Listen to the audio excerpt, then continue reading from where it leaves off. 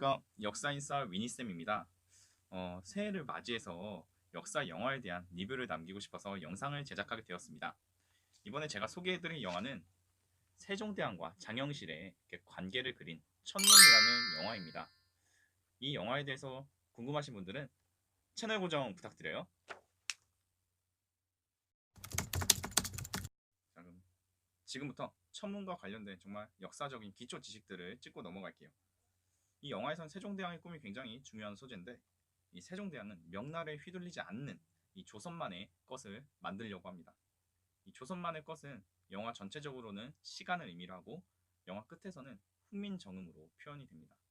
이런 조선의 시간을 만들고 조선의 글자를 만들려고 하는 것은 세종대왕이 백성들을 생각하는 애, 민, 정, 신이 담겨있다고 할 수 있겠죠.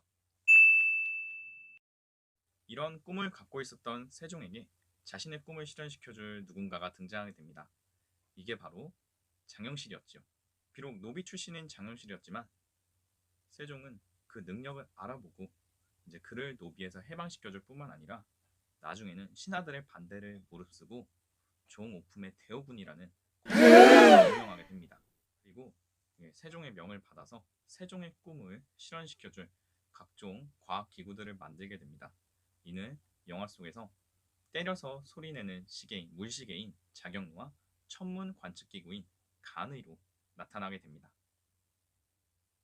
하지만 이렇게 승승장구하던 장영실도 후에 아녀 사건으로 위기를 맞게 됩니다.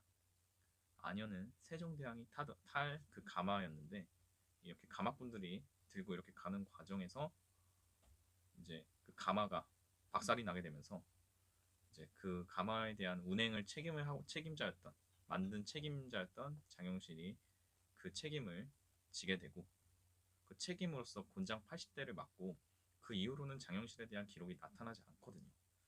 자, 이러한 이야기들이 이제 영화 천문을 이해하기 위한 역사적인 기초 지식이었습니다. 그럼 다음으로 넘어갈게요. 자, 이번에 그 영화 포스터를 한번 보도록 할게요. 이 타이틀에 보면은 여기 이렇게 나오는 것처럼 조선의 하늘과 시간, 같은 꿈을 꾸었던 두 천재라고 나와 있거든요.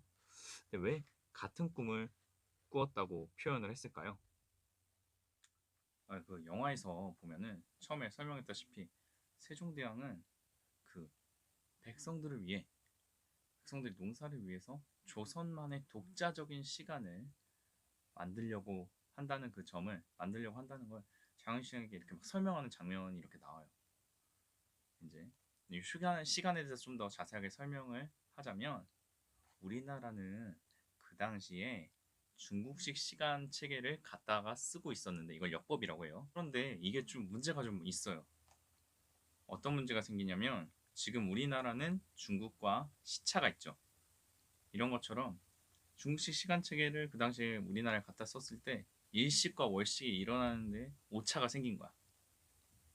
이거는 국왕의 권위와도 굉장히 관계가 있고, 그리고 두 번째는 이런 시간 체계를 갖다가 썼을 때 백성들이 주로 농사를 짓잖아요.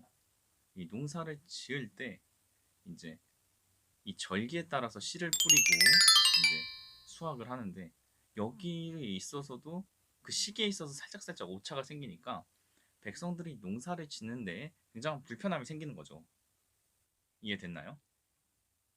그래서 세종대왕은 그런 문제점을 인식을 하고 있었던 거고, 백성들이 농사에 있어서 불편함이 있던 거를 해결해주고 싶었던 거죠. 그래서 그런 마음을 장영실에게 영화 속에서 이야기를 하고, 장영실은 그 세종대왕의 그 조선만의 독자적인 시간을 만드는 그 꿈에 공감을 하면서 세종대왕을 돕기 시작하는 거죠. 이 영화 속에서 이제 그런 느낌으로 스토리가 진행이 됩니다. 그리고 지금 이 포스터에서 보여드리는 이 장면은 세종대왕과 장영실이 이야기하는 장면이, 자신의 그런 생각들을 장영실에게 이야기하는 장면이에요. 그리고 이런 공감해야 되는 증거는 이렇게 대사들로 표현이 되어 있습니다. 이 장영실은 전하가 꿈꾸지 않았으면, 전하가 그 시간을, 조선만의 시간을 만든다는 꿈을 꾸지 않으셨으면 제가 감히 생각이나 했겠습니까? 라는 장윤실의 대사와 세종대왕의 너는 조선의 시간을 만들고 하늘을 열었다. 나의 꿈을 같이 실현해 주었다. 이 대사로 이제 조선의 하늘과 시간, 같은 꿈을 꾸었던 두 천재라는 이 말이 더 구체적으로 설명될 수 있다고 생각합니다. 이렇게 두 분의 생각이 일치가 되었기 때문에 이제 장영실은 때려서 소리내는 물시계인 자경루를 만들게 되고 천문 관측기구인 간이를 만들게 되는 것으로 이렇게 영화가 그려지고 있습니다. 다음 시간에는 이제 천문을 만든 이 허진호 감독의 그 감독의 말이 있는데 이에 대한 저의 개인적인 느낌 그리고 그 다음으로는 천문 영화 이런 분들에게 추천합니다에 대해서 다루면서 이번에 방송을 마치도록 할게요. 이상 역사인싸 미니쌤이었습니다. 감사합니다. 여러분 영상이 유익하셨으면 좋아요와 구독, 알림 설정까지 부탁드려요. 이상 역사인싸 미니쌤이었습니다. 감사합니다.